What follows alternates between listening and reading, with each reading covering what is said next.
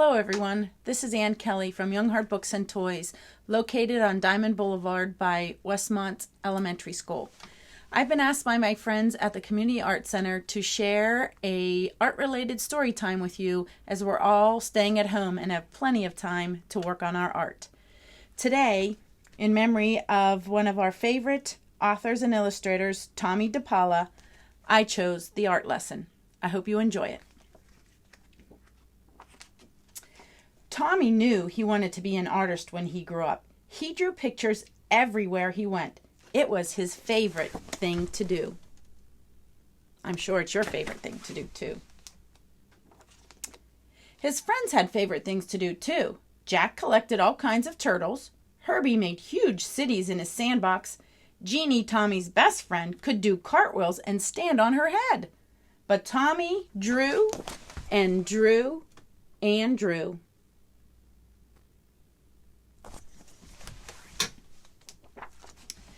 His twin cousins, who were already grown up, were in art school, learning to be real artists. They told him not to copy and to practice, practice, practice. So he did. Tommy put his pictures up on the walls of his half of his bedroom. I wonder where you hang your artwork.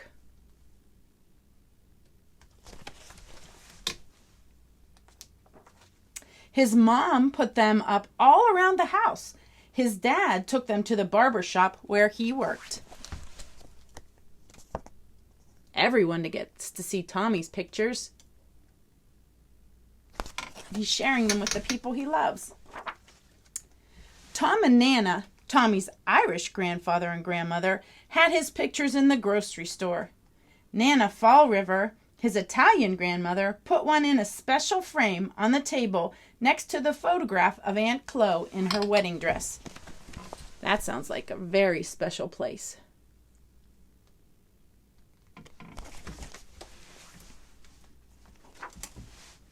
Once Tommy took a flashlight and a pencil under the covers and drew pictures on his sheets. Yikes.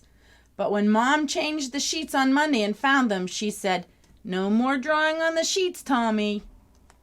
His mom and dad were having a new house built, so Tommy drew pictures of what it would look like when it was finished. There's so many things that you can draw pictures of.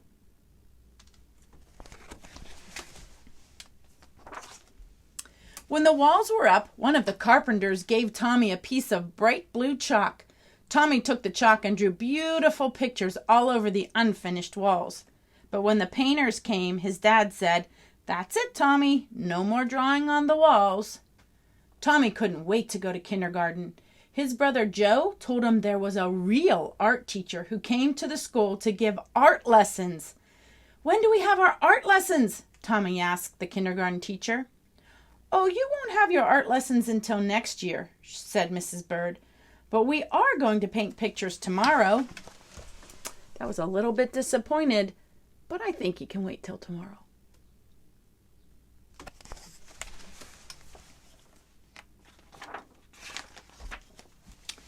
Uh-oh. He says it wasn't much fun. The paint was awful and the paper got all wrinkly. Miss Bird made the paint by pouring different colored powders into different jars and mixing them with water. I remember doing that at school. The paint didn't stick to the paper very well, and it cracked. If it was a windy day when Tommy carried his picture home, the paint blew right off the paper. "At least you get more than one piece of paper in kindergarten," his brother Joe said. "When the art teacher comes, you only get one piece." Oh. They must be saving up their paper so everybody gets a chance to use it.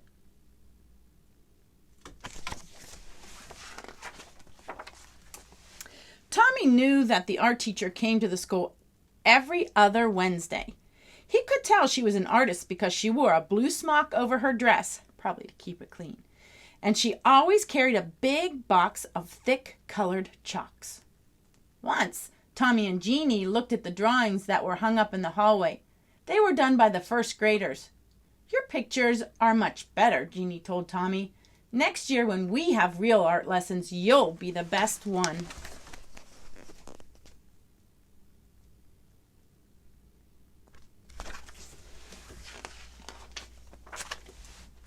Tommy could hardly wait. He practiced all summer.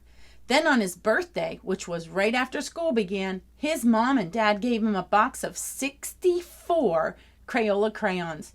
Regular boxes of crayons had red, orange, yellow, blue, green, violet, brown, and black.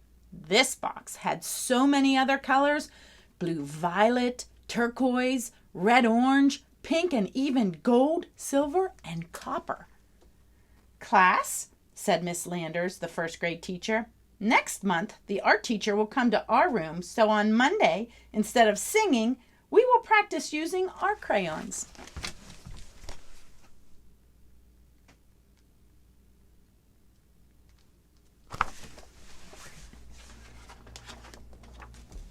On Monday, Tommy brought his 64 crayons to school. Miss Landers was not pleased. "Everyone must use the same crayons," she said. "School crayons."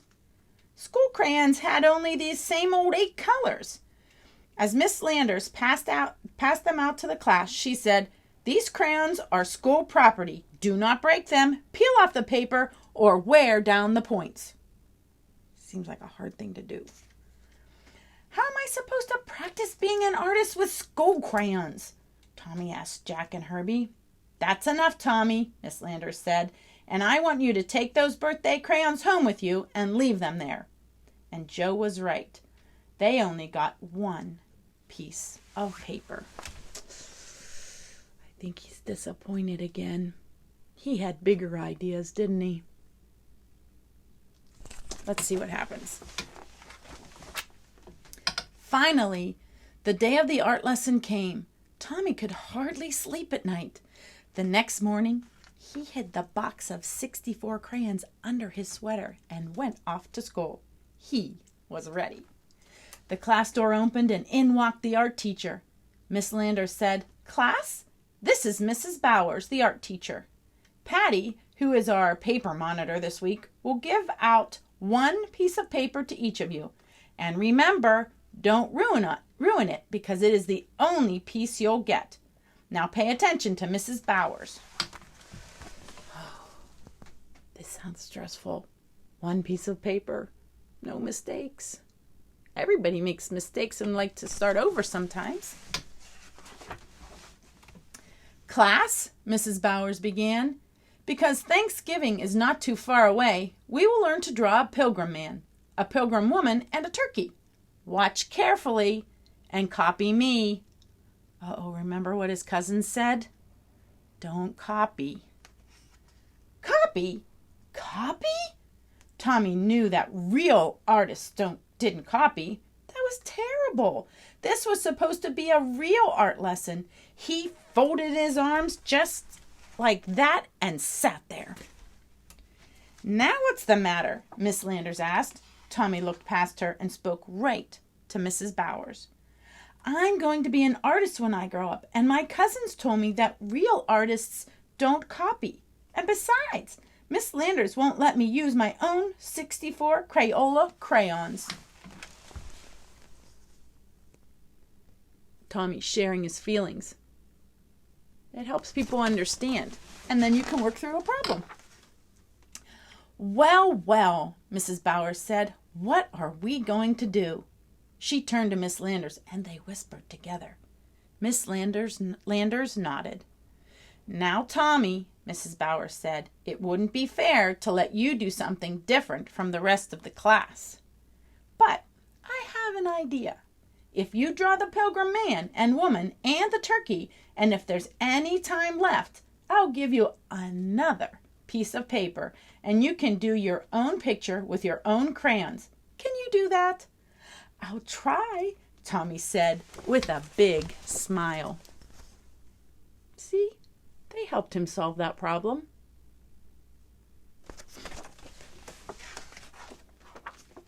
And he did. There's his pilgrims. And he did. There's his special own picture of his teacher. And he still does. That's sort of a self-portrait of Tommy DePaula in his own art studio. I hope you enjoyed this story, and I hope it gave you some ideas on how to be your own kind of artist. Again, I'm Ann Kelly, coming from Young Heart Books and Toys. Even though we're closed, we sure would like to get you your special sort of books and toys and even art supplies if we can. We're mailing out packages as we speak, and hopefully we can work something else. Find us on Facebook, give us a call. We'll do what we can. Thanks for reading with me.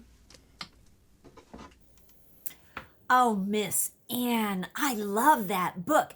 And boy, do I have some ideas for some art projects. Hi, kids, it's Miss Jen at the Community Arts Center at the end of Miss Ann's book video. How sad was it that that little boy wasn't allowed to use his crayons? We're going to trash some crayons with Miss Jen. Be watching for the video soon.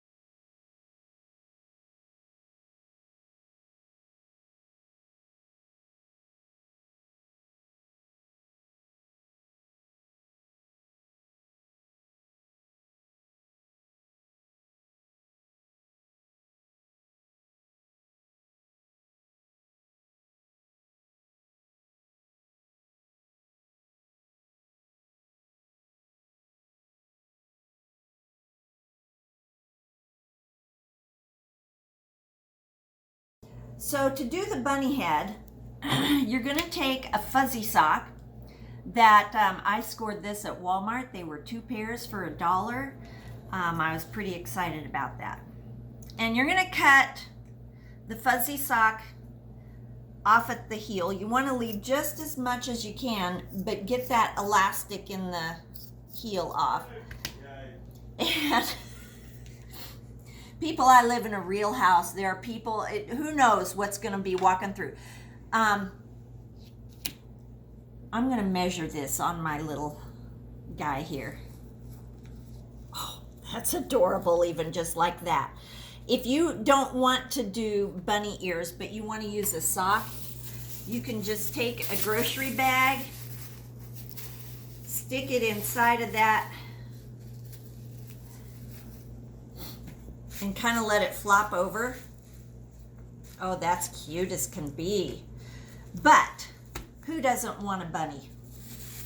So we're going to take his little head, his hat here, and just cut it down the middle.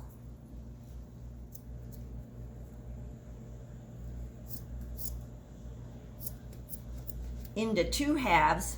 It's going to be easier to do this off his head. You don't want to cut down too far because, you know, you got to have enough hat to cover his body. But you want the ears long enough.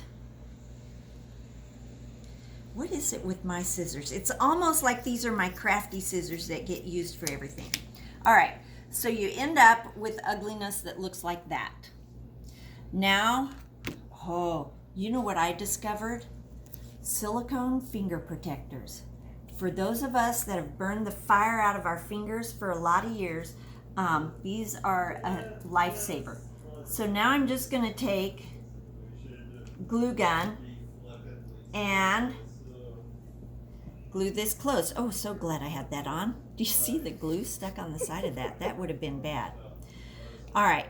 Now, one of the embellishments that I have sitting around my house is these little furry, fuzzy things. And I'm going to use that inside this ear just for that cute little fuzziness that bunny rabbits have.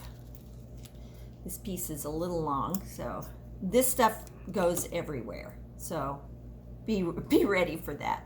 Oh, this is going to be adorable. All right, so there's one ear. Let me do the other one really fast so we can get on with the rest of this. I need these little pink things for every finger. Oh my goodness.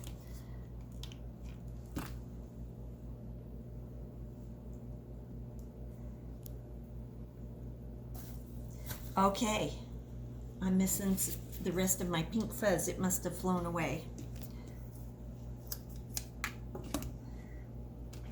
All right, and a little more on that ear. Okay, oh my gosh, this is just gonna be adorable. So then, ooh, you don't want it on sideways. Oh, would you look at that? I forgot to close up the gap. So once you get his hat on, you're gonna want to put some glue on so you can't see the top of his sock head. And this is mostly going to be covered up with the fuzz. If there's anything showing also, you can put an embellishment, put a little bow there or something. This little guy does not look happy to have bunny ears. Okay, I forgot to do his shirt. So for the shirt, you just cut the sock off. And there's other things that you can do with these parts of the sock. Slip it on him.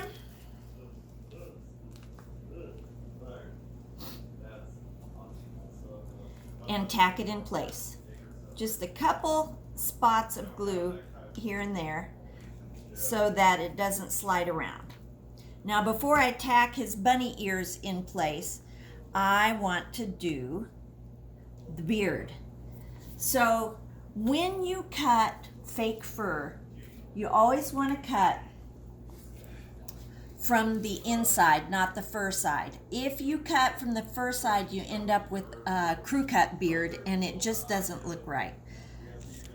So that's what your X-Acto knife or your razor is for. You just cut, and if you pull apart with your fingers while you're cutting, it makes it a little easier. It might take, depending on the sharpness of your X-Acto knife, it might take a little bit of coaxing to get that to come apart. But it just rips apart, and then I'm not cutting the fur off from the other side. So you end up with nice fur on both sides. So I went ahead and cut out a beard before we started the video. And you need to make a little notch in this for the gnome's nose. It doesn't take much, just a little tiny, cut out a little V and you're good to go. So I'm gonna put some glue. Oh, that's too, I'm gonna round this off a little bit. I'm just cutting the very edge off because I don't want him to have a square beard.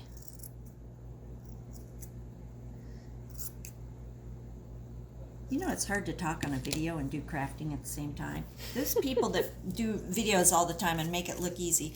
All right, now, just gonna put some hot glue on and jam this right up under his nose, snug it right in close so that little nose sticks out. And then you can bring the hat right down. He's kind of wants to lean forward. Isn't he adorable? Oh my gosh. Then you're gonna tack his hat onto his beard and get hot glue in his beard also. That's not really how you should do it, but yeah. Then tack his hat down all the way around. And really, at this point, he's pretty much done. Now, if you wanted to make a girl, you could take yarn and braid it and just hang that out the side. That's really cute. I think I'm gonna put a little button right up here on top in between its ears to kind of distract from that gap that isn't quite right there. And there you go. Oh, one last thing. You got to pink up its nose a little bit. There you go. One bunny gnome. Now, I want to show you real quick how to do a hat on this guy. And by the way, this is a sock that I could not find the match to. The back of it says, "Bring me my coffee." And I just think he's adorable. I've never done a dark socked gnome before. But to do a hat that's a cone hat, all you have to do is basically tell your family to be quiet. I don't know if you can hear or not. It's the joy of doing videos from home. Teleworking. It's a thing. All right. So once you have kind of a square, I got off a little bit, then you're going to curl it into a cone. So all I'm going to do is put a bead of glue right down this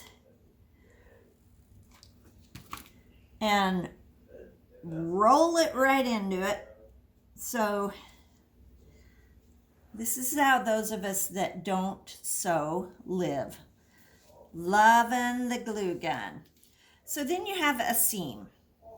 Let me tighten this up at the top just a little bit, although I'll probably cover that up with buttons. There you go. So then obviously we're not going to leave that like that. Then you can just kind of cut off the parts that don't look right in a circle-ish I wish I had scissors that worked. Oh my gosh, there. Pro tip, before making a video, be sure that your scissors work. Now, this hat is a little big for him, but I'm going to roll this up because I like the look of a rolled edge on my gnomes. And I did that by accident the last time I taught a class. Like the hat was too big and somebody else was using a glue gun, and so there you go. Now, if you want to, you can lay it over to the side and tack it on glue over here.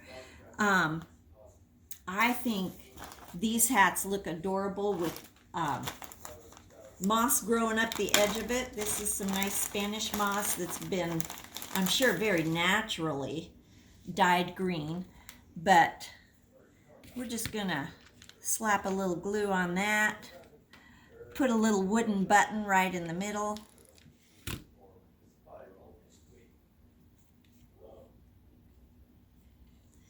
And I think I'm gonna bring his hat over this way just a little bit and tack it right down. How did we live before glue guns? So there this guy is. Now this one, I think I'm going to put a beard on him, but I'm not going to put a sock on the bottom. The nice thing about these gnomes is they are so easy to make however you want them to be. Whatever your decor is, if you are into primitive country, you know, I have one of these wonderful little Connie Ross pins. It would be so cute to put Truth Wins there on him. And that would make him look so primitive and cute. Buttons, whatever, go out in the yard, have the kids get some sticks and use sticks on them and give them arms and whatever. You can do these in the wintertime and make snowmen. These are so versatile to make however you want to make them. So that's how you make gnomes. Now, get the kids involved, let them help. Let me just tell you, a gnome using baby socks is so stinking adorable you won't be able to stand it. They're just teeny tiny and they're so cute. So give it a try. And if you do, put a picture on the Community Arts Center Facebook page so we can see that you also are keeping the arts alive in the middle of social distancing and isolation.